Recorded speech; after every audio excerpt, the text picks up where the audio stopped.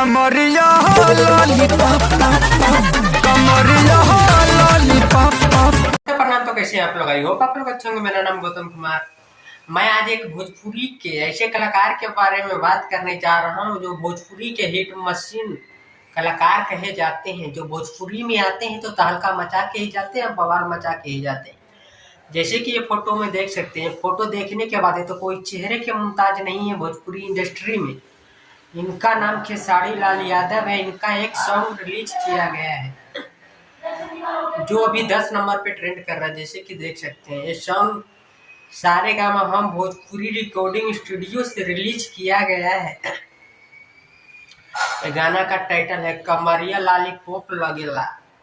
पवन सिंह का सॉन्ग